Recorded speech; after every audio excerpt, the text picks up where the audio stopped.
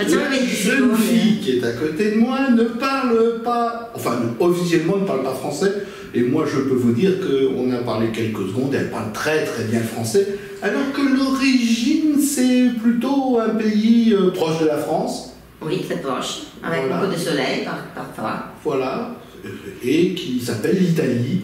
Et Exactement. Roberta va nous faire un spectacle à Paris, parce que si vous allez dans des pizzerias à Paris, les bonnes, d'après ce que j'ai compris, Oui, les bonnes vous verrez pizzerias. son affiche sur la porte. Exactement, car je suis l'affiche meilleure dans les meilleures pizzerias de Paris. Parfois aussi dans les toilettes. Oui, car il y a de bons restaurants italiens avec des vitrines qui ne mettent pas des affiches, mais au moins ils me le mettent dans la toilette, c'est pour dire c'est pas mal, c'est pour dire c'est propre, et ça veut dire que quand même c'est un bon restaurant. Si vous voyez mon affiche sur un restaurant italien, vas-y. Bon, alors donc déjà on est rassuré. Maintenant on va peut-être parler un peu plus, on va peut-être pas rester dans les toilettes. Non. On va monter un petit peu et on va aller se retrouver dans une salle de spectacle, laquelle déjà? Le point virgule. Le point virgule. J'ai bien dit. Le petit point virgule ou le grand point virgule? Alors, pour moi, il y a le point virgule, que c'est le petit, mais en réalité, c'est le point virgule. Exactement. Voilà. Et c'est 2 ans que j'ai fait mon spectacle. On va fêter la 5e de mon spectacle et je suis très contente d'avoir attendu. Car comme ça, moi, je peux dire point virgule, car j'ai mis une année à dire virgule. C'est bien? Oui, ça c'est bien, mais comment tu disais avant? Virgule. Ah oui, ça. Bon, mon italien n'est pas assez fort. Alors, de quoi parle ce spectacle? Alors, mon spectacle, c'est un voyage interculturel entre l'Italie et la France, qui sont mes 2 pays, car depuis une année, j'ai aussi la nationalité française. Et c'est un partage de passion, d'amour et des découvertes que j'ai fait sur mes 2 pays. 2 pays très proches, on le disait, c'est un pays voisine, et on comprend... Non, voisin, c'est bien. Je parle vraiment bien français.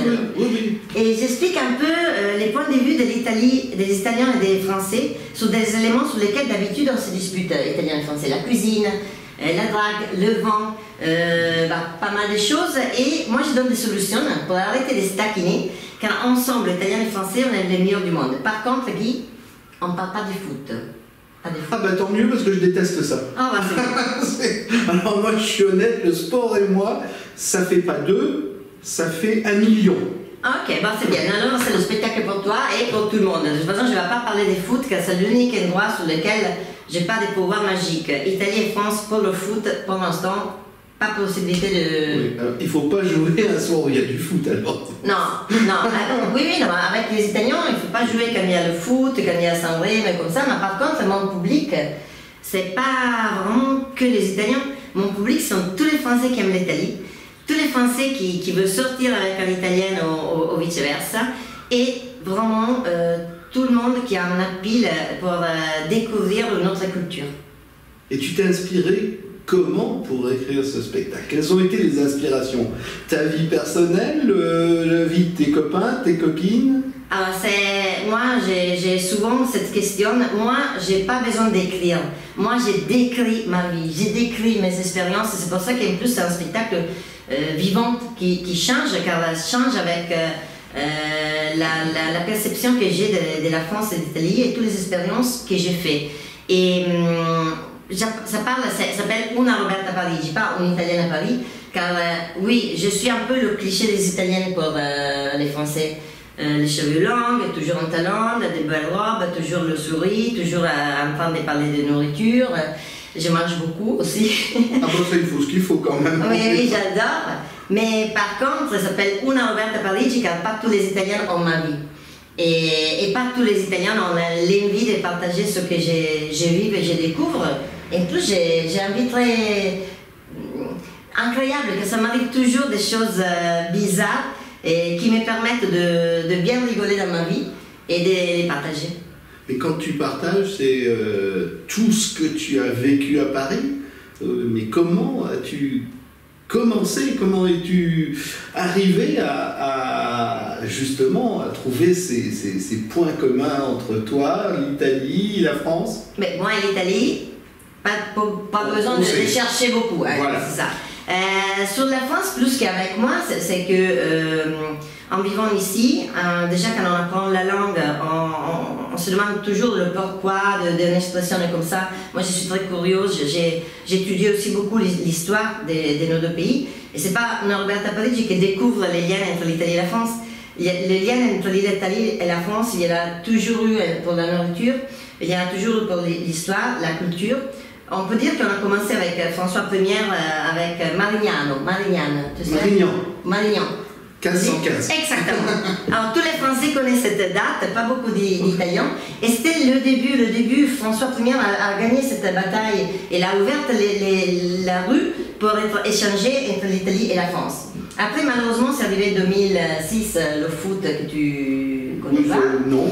Un petit peu. Et en 2015, c'est arrivé une Roberta Parigi. Et maintenant, on va recommencer les liens d'amitié entre l'Italie et la France.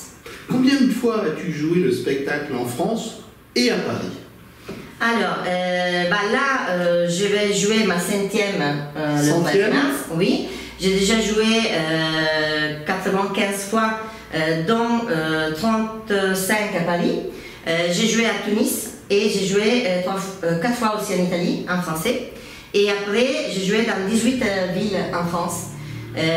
Principalement dans l'axe Lille, moi quand je dis des villes, c'est aussi autour de Paris, pas Paris même, comme la Nice. Oui, la banlieue, voilà, c'est ça. Oui, moi je ne parle pas des banlieues, je suis parisienne, mais pas aussi. Moi je dis l'autour de Paris. Et après il y a Lyon, Bourg-les-Valence, Nice, Limoges, et 80% de mes dates sont sold out. Ce qui est pas mal. Oui, je suis très contente.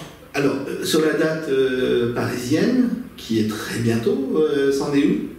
Alors, la date parisienne, par exemple, je joue demain à la Divine Comédie, je suis déjà sold out, fin février. Sold out, ça veut dire? Ah oui. Il n'y a plus de place. Oui, guichet fermé. Voilà, guichet fermé. Ah, guichet fermé ou guichet fermé? Guichet fermé guichet fermé. Guichet fermé, c'est... Bon, il n'y a plus de place, la synthèse c'est ça. Et on est, c'est 110 places et on est plus de 30% pour l'instant. Et aujourd'hui c'est Saint-Valentin, ça c'est le 14. D'ici un mois, on est déjà un tiers de places vendues. Ce qui est bien. Oh, moi je suis contente. Ça part comme des petits pains. J'aime bien ces expressions françaises. Dans la bouche d'une italienne, ça c'est le bonheur, quoi. Moi j'aime bien. Le pain en France, c'est comme le café en Italie. Les Français vont à l'étranger et c'est pas possible d'avoir des bons pains. Et c'est pour ça qu'on se comprend, les Italiens et les Français. Pour nous, c'est la même chose avec le café. Le café, pour nous, moi, je bois de ristretto en Italie. Ici, moi, je bois de l'allongé. Et c'est comme ça, on a beaucoup de similitudes. Et c'est pour ça qu'on se comprend. Si je t'ai dit la bonne baguette à côté de chez toi. Oui, j'en dit... trouve plus. Ah non? Non, elles sont... Tous les boulangers qui sont dans le quartier chez moi font des baguettes. Il y en avait des superbes. Et ils ont tous changé de propriétaire, je ne trouve plus une bonne baguette. Ah non, il faut déménager alors. Moi, non, je ne peux pas déménager. J'habite là où je suis depuis plus de 30 ans. Désolé, mais moi par exemple à côté, j'ai des bonnes baguettes et quand je suis en Italie, de toute façon, le bon café il y a un peu partout. Oui. Mais par contre, en France, je le bois que chez moi, avec ma mocha, ma violette, comme ça, on est comme ça, on est liés. Mais c'est pour dire qu'on a des éléments sur lesquels on se peut comprendre. Quand je dis que nous on parle beaucoup de nourriture, on m'a dit aussi les Français. Alors j'ai dit oui, mais pas au niveau des Italiens. Par contre, on peut le comprendre. Je ne peux pas parler des nourritures avec quelqu'un de Amsterdam, il ne comprend rien. Il ne comprend pas le fait que moi je pense à la nourriture et je salive. C'est pas toi, mais moi je pense, j'ai toujours faim. Qu'est-ce qui t'a amené en France? Le travail. Oui, alors ça c'est une question toujours. L'amour, le travail. Heureusement, pour que Paris, la ville de l'amour, c'est une arnaque. Je pense que tout le monde est comme... Oui, je pense que c'est comme ça. Et c'est pour ça que dans mon affiche, vous voyez une femme en tailleur. Car effectivement, je suis arrivée pour le travail. C'est une des choses que j'ai fait découvrir aux Français. Tout le monde pense que la Dolce Vita, c'est en Italie. Et les Italiens, on a une approche au travail très particulière. La première article de la Constitution italienne, c'est la République italienne est basée sur le travail. comme si... la France, c'est la liberté d'expression, la liberté de religion et la liberté de travailler.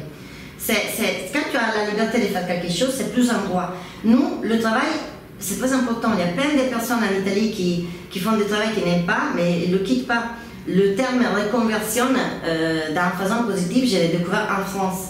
Et ça, c'est des choses que j'explique. L'approche au travail, c'est différent, on ne comprend pas. Et moi, j'ai appris beaucoup de l'approche des Français au travail. Au début, c'était un peu, entre guillemets, je disais, bah, ils ne travaillent pas. Non, ils travaillent mieux et plus organisés. Par contre, dans l'imprévu, les Italiens sont plus performants. J'adore beaucoup de parler, je parle beaucoup déjà, bah, ça c'est... Bah, c'est pour ça que je t'ai invité en fait. Merci. Mais mon spectacle, c'est un premier spectacle. Je parle des choses légères, je parle des clichés, mais il y a beaucoup derrière. C'est pour ça aussi qu'après mon spectacle, il y a toujours la possibilité de rester un peu avec moi. J'organise des apéros ou de dîners. Il y a possibilité aussi d'échanger avec moi, car dans le spectacle, je donne des petits éléments qu'après on peut développer. Car c'est mon premier spectacle. Je parle des clichés avec mon point de vue, un point de vue de quelqu'un qui adore l'Italie mais aime aussi la France, mais qui a beaucoup à dire, à raconter. Et comme ça, c'est un premier spectacle, mais l'année prochaine sera encore plus culturel, avec beaucoup d'éléments qui permettent de découvrir la complémentarité de nos deux pays. Quand je t'écoute, j'ai l'impression que ton spectacle évolue au fur et à mesure chaque jour. Je ne sais pas si c'est une idée, c'est-à-dire que tu vas me présenter le spectacle A, le premier jour, et puis dans le premier A, il va y avoir des petites phrases qui vont changer le deuxième jour. Est-ce que c'est vraiment une idée ou est-ce que c'est vraiment comme ça que tu fais évoluer en fonction de ton public, de ceux qui sont là? Oui, c'est exactement ça. Déjà, c'est le spectacle vivant et j'adore le théâtre pour ça. C'est un peu comme un dialogue, c'est un échange d'énergie. Moi, je vois effectivement que si je parle de quelque chose et je vois que les spectateurs, c'est un public peut-être par âge, par ville et comme ça, je le change. Et en plus, j'ai plusieurs versions de mon spectacle. En avril, je vais faire un spectacle dans une université. Bien évidemment, je vais mettre beaucoup plus de choses. Il y aura moins de vieux, quoi. Oui, après tout ça, c'est le contexte aussi qui change. Ou quand je vais dans des villes, moi j'adore découvrir la France à travers mes spectacles. Ce que je cherche toujours, c'est que je ne vais pas regarder sur internet les blagues qu'on peut faire comme ça. Moi, je vais lire l'histoire, je vais voir qu'est-ce qu'on mange, je vais voir s'il y a eu des Italiens ou des Français de cette ville qui ont fait quelque chose, et je vais mettre mon point de vue. Quand je suis allée en Franche-Comté. Franche-Comté. Oui, tu sais, moi je pensais que c'était la Franche-Comté, la comté de la France. Ah oui. Et je me l'imaginais vraiment comme une comté de fées, comme ça, il y a la Franche-Comté, un foie, un comte, une comtesse. Et après j'ai découvert par exemple que c'est le région avec 50 typologies de produits laitiers. AOP, qu'en France on a 54, en Italie 53. Bien évidemment, j'ai parlé de ça et j'ai mis des éléments sur lesquels et j'ai parlé de mon expérience avec les produits laitiers de la région. Oui, c'est pour ça que c'est une Roberta Parigi, c'est pas une Italienne à Paris. Et c'est une Roberta Parigi car je suis à Paris, mais c'est un voyage interculturel entre la France et l'Italie. Oui, ça peut être une Roberta en Avignon, une Roberta en Lyon, Exactement, c'est ça. Et les spécialités françaises, puisque tu m'as parlé de tout ce qui était un peu culinaire, les spécialités françaises qui te font saliver. Alors, je suis déjà en train de saliver, sur mon IPC. Alors, la première chose, c'est le canard. Le canard, je l'adore. Le magret des canards, je suis arrivée, magret des canards, confit des canards, je l'adore. En plus, la première fois, malheureusement, j'avais commandé des magrets des connards. Oui, quand je m'étais trompée et le serveur m'avait dit « Madame, on en a beaucoup en France, mais on ne le fait pas dans la cuisine. » L'autre chose que nous, on n'a pas le canard en Italie, on ne le fait pas, c'est un peu sauvage comme ça. C'est pas du tout, je l'ai découvert, je l'adore. J'amène des trucs à ma mère, des lames. Oui, des boîtes de confit. Oui, j'adore. Et ma mère aussi aime. Et après, il y a le tusso avec, non j'adore, les patates douces. Oui. Nous, on n'utilise pas les frites des patates douces, le purée des patates douces, c'est génial. Et l'autre chose que j'ai découvert qu'en France, je ne sais pas pourquoi, mais je les adore, c'est les petits cornichons. Ah oui. Ah non, mais en Italie, ils n'ont pas le même goût. Ça, c'est quelque chose que j'adore. Vraiment, c'est ça. Le pain, c'est bien. Après, moi, je trouve qu'on a des bons pains en Italie. Mais ces trois choses-là, quand il y a dans le menu le magret des canards ou le confit des canards, je n'arrive pas à prendre autre chose. J'ai mes amis qui me disent non, Robert, on commande pour toi. Je suis presque. Je vois, je salive, je le commande. Eh oui.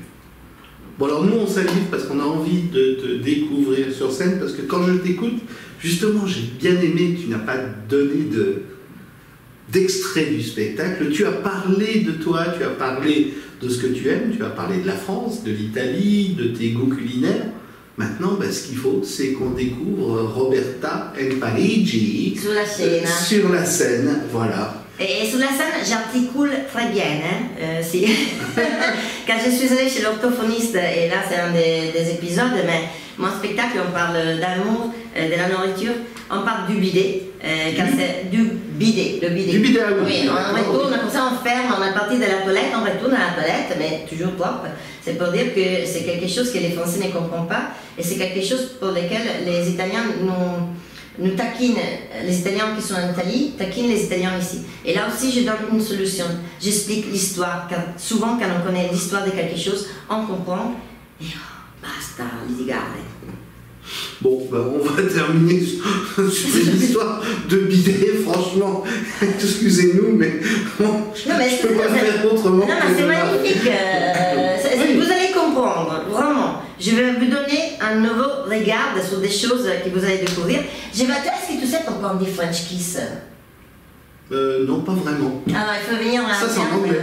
Alors, mais le bisou à la française. Ouais. Okay. Oui, non. Mais tout le monde dit French kiss, ça veut dire le bisou à la française. Oui. Ok. Moi, je l'explique en sens figuré. Et cette technique, c'est pas une opinion de Roberta, est venue le voir. Et quand les Français découvrent des choses comme ça, ils m'ont dit c'est pas possible, on a besoin d'une Italienne pour comprendre des choses sur nous. Et moi, j'ai dit mais c'est normal, moi j'ai compris des choses sur l'Italie grâce au regard que j'ai d'ici. Et parfois, on a besoin d'un regard extérieur pour se mieux apprécier. Voilà. Donc, c'est dans quelques jours, rue Sainte-Croix de la Bretonnerie.